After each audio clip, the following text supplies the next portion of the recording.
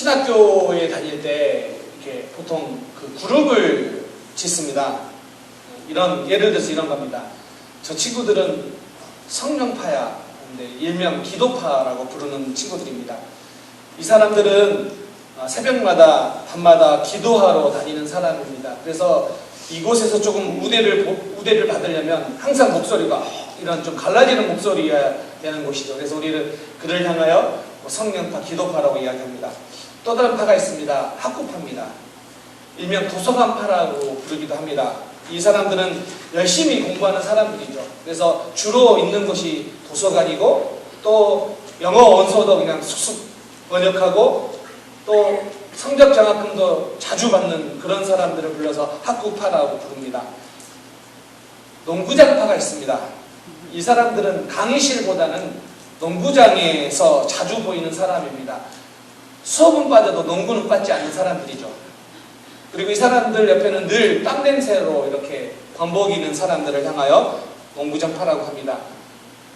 요즘 말로 아싸파입니다. 아싸파. 아싸 가오리 파는 아닙니다. 그냥 아웃사이더. 요즘 아웃사이더를 아싸라고 하잖아요. 아웃사이더 파입니다. 이 사람들은 신학교를 다니는 걸 별로 좋아하지 않습니다. 그래서 학교에 거의 보이지 않습니다. 가끔 보이고 학교에 잘 오지 않는 사람들을 아웃사이더, 아싸파라고 요즘 말로 부릅니다. 저는 어디 파에 속했을 것 같습니까? 별로 관심이 없으십니까? 제가 이렇게 시간이 지나고 이렇게 보니까 기도파든 학구파든 농구장파든 그 파들이 변하다는 거예요. 심지어 아웃사이더들도 변하더라는 거죠. 어떻게 변하냐면 그들이 시간이 지나면서 목회를 하기 위해서 때로는 그들이 기도파가 되기도 하고, 들어보면 학구파가 되기도 하고, 때로는 건강을 위해서 농구장은 아니지만 무슨 그런 농구장파가 되기도 하고, 이렇게 사람들이 다 변해 있더라는 거죠. 그래서 신학교 졸업한 지 20년이 지나고 보니까 저 친구가 그런 파였는데 라고 봤더니 그들도 변해 있는 모습들을 봅니다. 마찬가지로 오늘 이 요셉이 노예에서 제수로 13년의 시간을 보내는데 어쩌면 너무나 긴 시간이고 어려운 시간이죠. 그런데 이 요셉의 시간을 보니까 요셉에게도 변화의 시간이었고, 요셉에게도 이 시간이 다음 단계를 준비하는 준비의 시간이었다라는 것을 보게 됩니다. 오늘 본문으로 들어가 보면 이제 하나님이 일을 하시는데 어떻게 일하시냐면, 애굽 왕 바로가 그의 문제 때문에 요셉을 부르게 된다라는 것이죠. 하나님이 이제 본격적으로 일을 하는 시간이 다가왔다라는 겁니다. 자, 그렇다면 우리가 기억해야 되는 것, 하나님이 언제 일하시느냐? 나의 무력함이 드러날 때라는 겁니다. 자, 보십시오. 바로가 요셉을 찾습니다. 언제 요셉을 찾냐면 그가 꿈을 꾸었는데 그 꿈을 해석할 사람이 아무도 없다라는 거예요. 바로는 당시 세계 최강 애굽의 왕이에요. 어느 정도냐면요, 오늘날 왕과 대통령과 비교할 수 없을 정도예요. 당시에 이 애굽 왕 바로를 뭐라고 부르냐면 신의 아들이라고 불러요. 그냥 그도 신이에요. 그렇게 인식되는 시대예요. 그렇기 때문에 세계에 그 어떤 사람도 무서울 것이 없는 존재가 누구냐면 바로예요. 그런데 그가 꿈을 꾸는데, 하나님이 그러한 꿈을 꾸게 하는데 그 꿈을 해석할 사람이 없다라는 것이죠. 이때가 하나님이 일하시는 때라는 겁니다. 바로 꿈을 꿉니다. 살찌고 아름다운 7 암소가 나일강 강가에 풀을 먹고 있는데 흉하고 파리한 7 암소가 나타나더니 그 살찐 암소들을 먹어버립니다. 또 이어서 꿈을 꾸는데 무성하고 충실한 7 이삭이 났는데 다른 가늘고 동풍에 마른 7 이삭이 나타나더니 좋은 이삭들을 먹어버립니다. 이것이 꿈 이야기죠. 아침에 바로가 일어났는데 이 꿈 때문에 너무 힘들어합니다. 왜냐하면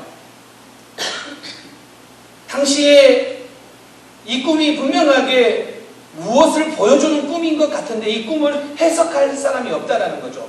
애굽에는요, 실제로 꿈을 해석할 수 있는 능력을 가진 석학들이 많았어요. 애굽의 많은 석학들이 당시에 지혜자라고 하는 사람들이 많음에도 불구하고 이 꿈을 해석해 줄 사람이 없다라는 거죠. 그래서 이 문제를 해결하기 위해서 바로가 사람을 부르는데 그 사람이 누구냐면 감옥에 갇혀 있는 제수, 그것도 히브리 사람 출신인 그 제수 요셉을 불러오게 된다는 것입니다. 그런데 이 일이 하루아침에 일어나는 일이라는 거죠. 하나님이 일하시는 방식이 이와 같다라는 겁니다. 변하지 않을 것 같은 상황, 그 상황이 하나님이 일하시면 하루아침에 변하게 된다는 것이죠. 자, 그렇기 때문에 오늘 우리가 기억해야 될 것은 무엇이냐면 하나님이 일하시는 때가 어떤 때인가? 우리의 창고가 제로가 될 때라는 것이죠. 내가 할 수 있는 것이라곤 아무것도 없습니다라고 인정할 때 그때 하나님은 일하기 한다라는 것이죠. 세상이 실패했다라고 하는 그때에 하나님은 일하기 시작합니다.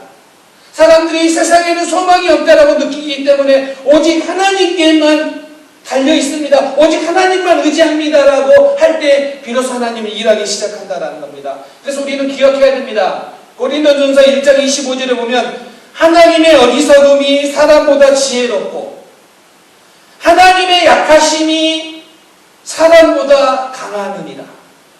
하나님이 일하실 때는 인간이 가장 지혜롭다고 하는 그 이상이죠. 사람의 지혜로움과 사람의 강함은 하나님과 비교할 수 없다는 겁니다. 그렇기 때문에 하나님의 일하심은 오늘 이 일이 제수로 살아가고 있는 그때 13년 동안 변하지 않을 것 같은 그때였는데 하루아침에 변하게 된다는 거예요. 우리 하나님 너무 대단하지 않습니까? 그렇기 때문에 오늘 우리는 여전히 믿음으로 살아야 된다는 겁니다. 그 하루아침에 노예에서 제수로 살아가는 13년의 시간이었고 변화가 일어날 것 같지 않은 시간이었는데 하루아침에 요셉을 어디에 세웁니까? 국무총리의 자리에 세웁니다. 이게 우리 하나님이십니다. 이게 하나님이 일하시는 방식이에요. 그렇기 때문에 13년 동안 변하지 않아서 소망이 없는 것처럼 느껴지는 그때에도 우리는 하나님의 때를 기다려야 됩니다. 하나님이 일하시는 그때를 믿음으로 오늘을 기다리며 살아가면 하나님이 역사하실 줄 믿습니다. 자, 그런데 오늘 우리가 여기서 봐야 될 게 무엇이냐면 많은 사람들이 요셉의 인생이 대반전이죠. 그냥 노예로 제수로 살다가 하루아침에 총리가 됐을 때 대반전이죠. 그래서 우리는 요셉을 좋아해요. 그런데 우리가 기억해야 될 게 있어요. 무엇이냐면 요셉이 총리가 된 것, 그것만 가지고 우리가 총리가 되었다, 요셉은 훌륭한 사람이다 라고 보면 우리는 성경을 아주 잘못 보고 있다는 겁니다. 왜냐하면 오늘 하나님께서 요셉을 총리로 세우셨는데 왜 요셉을 총리로 세우셨을까요? 이 지점을 우리는 바로 봐야지만이 오늘 우리가 요셉을 바로 볼 수 있다는 겁니다. 그러면 오늘 말씀을 통해 저는 여러분이 크게 두 가지를 나누려고 합니다. 하나님께서 요셉을 총리로 세우시기까지 요셉에게 일어난 사건과 하나님은 왜 요셉을 총리로 세우셨을까? 이 부분이죠. 오늘 우리가 믿음으로 살아갈 때 하나님이 때로는 여러분 가운데 일하실 텐데, 역사하실 텐데, 역사하기 위해서 우리가 갖춰야 될 준비, 그리고 하나님이 우리를 세우실 때 왜 우리를 세우셨는가, 그 이유를 우리는 분명히 알아야지만이 오늘 이 땅을 요셉과 같이 하나님이 사용하시는 사람으로 살아갈 수 있기 때문입니다. 첫 번째, 요셉이 총리가 되기까지 준비한 그 준비의 모습을 볼까요? 그것은 첫 번째 그 모습이 어떤 모습이냐면 고난에 대한 태도가 달라졌다는 겁니다. 자, 보십시오. 요셉이요, 노예가 되고 제수가 되는데 다 억울한 상황이에요. 억울한 상황. 자, 그러면 이렇게 억울한 상황이 계속 반복되면 어떤 사람은 그럴 거예요. 그냥 신앙 포기하겠어 라고 생각하는 사람이 있을 수도 있어요. 근데 요셉은 그렇지 않아요. 끝까지 믿음 안에 살아요. 저희가 신학교 다닐 때 가끔 그런 일이 있었어요. 어떤 친구들이 있냐면 막 너무 인생이 힘들면 이렇게 이야기를 해요. 나 오늘 타락할 거야. 그리고 노래방 가요. 그게 타락이에요. 너무 스트레스를 받아서 너무 힘들어서 나 오늘은 타락하고 싶어 하고 가는 곳 노래방이에요. 어쩌면 요셉도 너무 인생이 힘들기 때문에, 너무 어렵기 때문에 뭔가 그냥 이 스트레스를 풀고 싶은 게 있었을 거예요. 분명하게 힘든 상황일 거예요. 그런데 오늘 요셉을 보면 요셉은 신앙 안에 머물러 있어요. 왜 그랬을까요? 그 이유가 무엇일까요? 요셉이 고난을 대하는 태도가 바뀌었기 때문이에요. 로마서 8장 17절에 보면 그렇게 이야기하고 있습니다. 우리가 그와 함께 영광을 받기 위하여 고난도 함께 받아야 할 것입니다. 우리가 예수를 믿는데 분명하게 예수 믿는 영광이 우리 가운데 나타납니다. 그런데 예수 믿는 영광이 우리에게 있는데 예수 믿을 때 우리에게 찾아오는 고난도 있다라는 거예요. 그렇기 때문에 그 영광을 위해서, 비교할 수 없는 그 영광을 위해서 때로는 우리에게 다가오는 그 고난을 받아야 되는데, 그 고난을 그냥 인생의 어려움이야 아픔이야만 받는 게 아니라 이 고난을 해석하는 태도, 대하는 태도가 달라지는 게 요셉이라는 거죠. 그 13년의 시간 동안. 그러므로 오늘 우리가 예수를 믿음으로 그 영광스러움을 바라보기 위해서 오늘 우리에게 다가오는 고난을 바로 해석하는 것도 아주 중요하다는 겁니다. 저희 애가 둘인데 이 둘을 키우면서 제가 느낀 게 있는데, 배운 게 있는데 이거예요. 저희 첫째는 아프면 밥을 잘 안 먹고 침대에 누워 있어요. 이게 저희 첫째 아프다는 모습이에요. 처음엔 그걸 몰라가지고요, 막 돌아다니는 애가 어느 날 침대에 그냥 누워 있기 때문에 너무 좋은 거예요. 그래서 아우 좋구나라고 했는데 보면 그날은 꼭 아픈 날이에요. 반면에 저희 둘째는 아프면 자기 아픈 거 곱하기 2배 이상으로 표현을 해요. 그래서 조금만 아파도 너무 아프다고 표현하다 보니까 첫째는 아파도 안 아픈 것처럼 보이다 보니까 둘째가 이렇게 아프다고 그러면 막 큰일 난 줄 알아요. 그래서 하루는 예전에 얘가 베이비 때 교회를 갔다 왔는데 막 자지러지게 울고 막 힘들어하는 거예요. 그래서 애를 데리고 이머전시에 갔습니다. 이머전시 갔더니 의사가 체크하더니 처방이 뭐냐면 타이레놀 주더니 그냥 기다리라는 거예요. 그래서 그곳에서 집에도 못 가고 3시간 동안 계속 기다렸어요. 그래서 끝나고 나서 제가 배운 게 있어요. 아, 우리 딸은 연기력이 뛰어납니다. 그래서 이제 웬만하면 속지 말아야 되겠구나라고 생각했어요. 그런데 지금도 종종 속습니다. 오늘 저는 여러분에게 이야기하고 싶은 게 이 부분이에요. 여러분은 고난이 찾아올 때 혹시 저희 둘째가 아플 때 반응한 것처럼 신앙생활을 하고 있지는 않는지 한번 점검해 보자라는 거예요. 조그만 고난만 와도 막 낙심하고 막 이러려고 하는 모습이 혹시 있지 않습니까? 조그만 고통에도 이 고통 오기만 해봐라, 이 어려움 오기만 해봐라, 나 그냥 낙심할 거야, 그냥 나 포기할 거야, 이런 자세로 살아가고 있지 않느냐는 거예요. 오늘 요셉은 고난을 대하는 태도가 그에게 달라졌고, 오늘 우리 믿음으로 산다라고 할 때 분명히 성경을 통해 우리에게 말씀하지 않습니까? 우리가 믿음으로 살 때 영광만 있는 것이 아니라 고난도 함께 다가온다라는 거예요. 근데 그 고난을 어떻게 해야 된다고요? 그 고난을 받아내는, 해석하는 태도가 달라져야 된다는 거예요. 이게 믿음의 사람의 모습이라는 거예요. C.S. 루이스가 이런 이야기했습니다. 고난에 대해서. 여러분 잘 들어보십시오. 고통은 기먹은 세상을 깨우기 위한 그분의 메가폰이다. 무슨 이야기입니까? 오늘 우리가 온갖 세상의 소리에 집중하기 위하여 하나님의 말씀을 듣지 않는다는 거예요. 그래서 자꾸 세상의 소리에 귀 기울이는 그때 우리를 깨우는 하나님의 메가폰이 뭐라고요? 고난이라고요. 그 고난을 통하여 뭘 말씀하시고 계시다고요?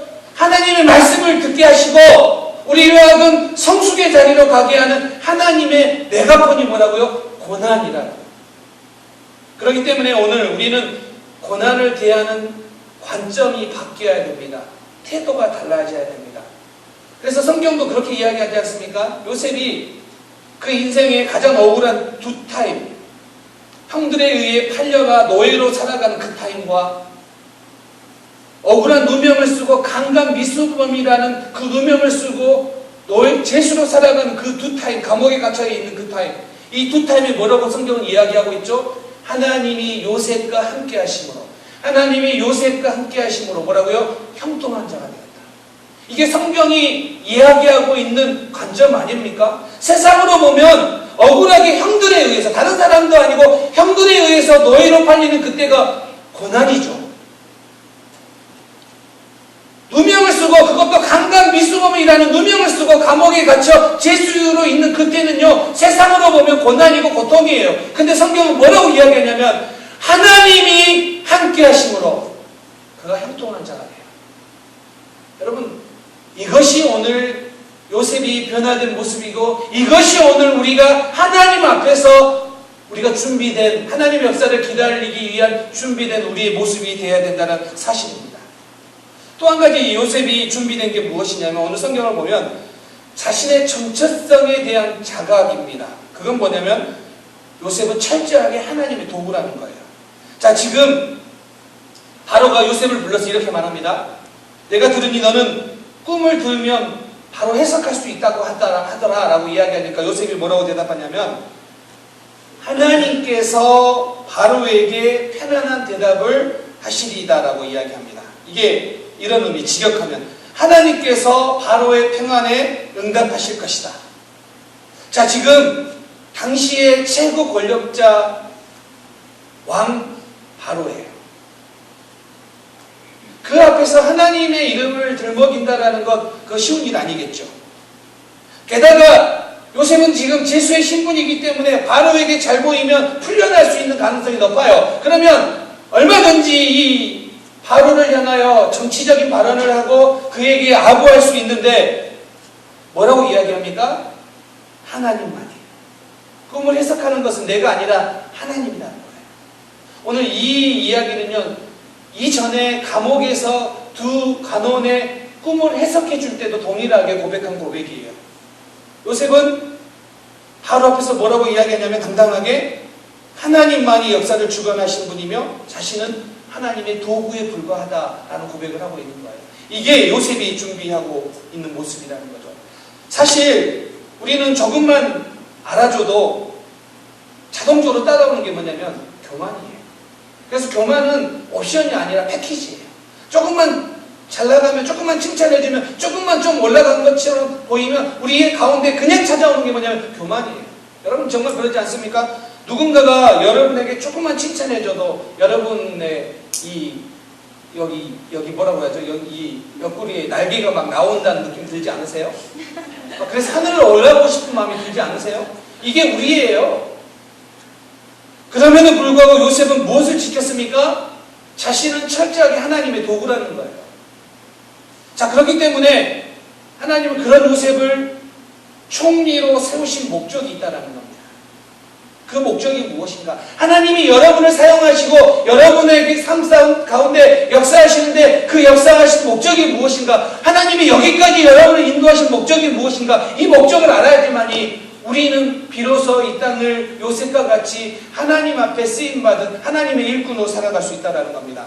자, 요셉이 총리가 된 것은 그를 성공시키기 위해서가 아니에요. 요셉이 총리가 된 것을 성공의 관점으로 바라봐서는 안 되고 사명의 관점으로 바라봐야 됩니다. 요셉이 총리가 된 것은 그의 개인의 성공 때문이 아니라 사명 때문이에요. 여러분, 이게 정말 중요합니다. 오늘날 많은 사람들이 실패한 부분이 이 부분이에요. 제가 어렸을 때부터 정말 많이 들었던 기도가 뭐냐면 이런 거죠. 성경 말씀대로 기도한다고 부모님이 또 교회 장로님들이나 교회 권사님들, 집사님들이 머리가 될정정 꼬리가 되지 않게 해달라. 이 이야기 많이 했잖아요. 그래서 우리는 자꾸 이렇게 생각해요. 머리의 자리에 쓰는 것, 그것이 복받은 것으로만 생각해요. 예를 들어서 이런 거죠. 하나님이 여러분에게 돈을 벌게 하시는 것, 여러분에게 높은 자리에 올라가게 하는 것, 여러분의 자녀가 잘 되는 것, 왜 이 모든 것들을 하나님께서 여러분에게 주신 이유가 무엇일까요? 그 이유는 분명해요. 이와 같은 거, 하나님이 주신 것 가지고 내가 무엇을 하기 위해 나에게 주셨느냐, 이 부분을 많은 사람들이 잊어버려요. 하나님은 왜 주셨습니까? 왜 총리가 되게 하셨습니까? 이거 가지고 무엇을 하기 위해, 사명을 감당하기 위해 주셨다라는 겁니다. 그렇기 때문에 오늘 요셉의 총리는 성공이 아니라 사명이라는 거예요. 오늘 우리의 삶 속에 찾아오는 고난도, 우리의 삶 속에 찾아오는 성공도 뭐예요? 하나님의 역사를 이루기 위한 사명이라는 사실이에요. 그렇기 때문에 오늘 요셉이 도전이 되는 것은 이거예요. 총리가 되었기 때문에 그가 도전이 되는 것이 아니라 총리의 자리에서도 사명을 잊지 않았다는 게 도전이라는 겁니다. 여러분 이 영화 보셨는지 모르겠어요. 올해 히트한 영화입니다. 극한 직업. 이런 거죠. 지금까지 이런 맛은 없었다. 이것은 갈비인가 통닭인가. 이런 영화 보신 적 있으세요? 이게 극한 직업이라는 영화인데 간단하게 소개하면 이런 거예요. 경찰이 범인들을 잡기 위해 범인들이 있는 그 맞은편 치킨집에 잠복 근무를 해요. 근데 이 치킨집이 너무 장사가 안 돼가지고 매매를 하려고 내놔요. 그래서 경찰들이 이걸 사요. 퇴직금을 미리 받아서 땡겨서 이걸 사요. 그래서 치킨집을 인수했는데 갑자기 치킨집 장사가 대박이 난 거예요. 너무 잘 되는 거예요. 그래서 이걸로 돈을 벌게 되고 막 일이 바빠지는 거예요. 그래서 점점 이들이 범인을 잡아야 되는 일에 소홀해지는 거 잊어버려요. 자꾸. 그래서 이들이 자꾸 닭 튀기는데 장사하는데 자꾸 거기에 초점을 맞추고 있어요.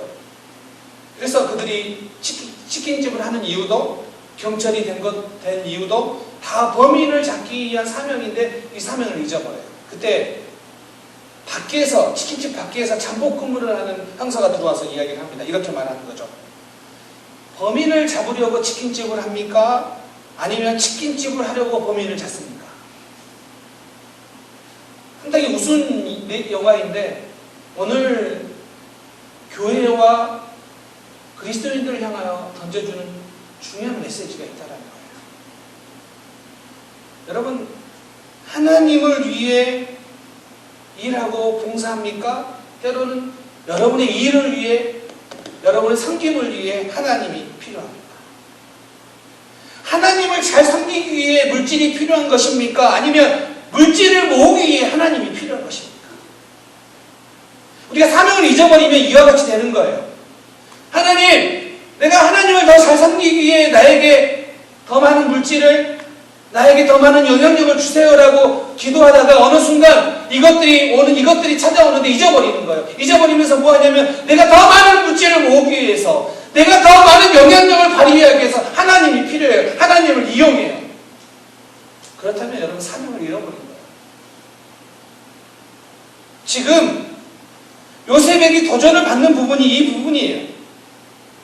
많은 사람들이 오늘날 하나님이 주신 도구죠. 도구예요. 도구. 재물, 달란트, 시간 이거 가지고 하나님을 섬기는 거예요. 그런데 이거 가지고 하나님을 섬겨야 되는데 어느 순간 뒤바뀌어요. 재물을 모으기 위해 자신의 성공을 위해 하나님을 필요로 한다는 거예요. 여러분 분명히 기억해야 됩니다. 요셉에게 도전받는 부분, 하나님 요셉을 쓰시는 이유가 무엇입니까? 그의 성공이 아니라 사명을 위해서요. 그렇기 때문에 요셉이 후에 아들을 낳는데 그 아들의 이름을 한번 들어볼까요? 결혼하여 첫 번째 아들을 낳는데 므낫셋이라고 이야기합니다. 이게 어떤 뜻이냐면 하나님께서 내게 내 모든 고난과 아버지의 온 집의 일을 잊어버리게 하셨다. 이게 무슨 이야기일까요? 요셉이 아버지의 집의 일, 형들에게 억울하게 팔려가고 강간 미수범이라고 누명을 쓰고 꿈은 해봉해졌는데 잊어버려서 2년 동안이나 계속해서 갇혀있고 이 모든 일을 뭐라고요? 잊어버리게 하셨다. 요셉이 잊어버린 게 아니라 내가 잊어버리겠다고 한 게 아니라 하나님이 잊어버리게 하셨다라고 하고 이름을 므낫셋이라고 짓습니다. 둘째를 낳고 에브라임이라고 짓습니다. 에브라임, 풍성하게 하셨다라는 의미입니다. 원어로 보면은 2배로 보상하다라는 뜻입니다. 하나님께서 지난 어려움들을 잊어버리게 하셨더니 하나님이 풍성하게 번성하게 하셨다라는 게 그 뜻입니다. 자, 그런데 주목해야 될 게 이겁니다. 지금 요셉은 애굽, 이집트에서 살고 있어요. 그것도 총리예요. 그런데 이름을 애굽식 이름이 아니라 히브리어로 지어요. 무슨 뜻일까요? 얼마든지 그는 이민자로 살고 있고 얼마든지 애굽의 지도자로 살고 있기 때문에 애굽식으로 이름을 불러도 되는데 그렇게 하지 않아요. 히브리식으로 자신의 자녀들을 불러요. 그 뜻은 이름을 이렇게 지은 이유는 무엇입니까?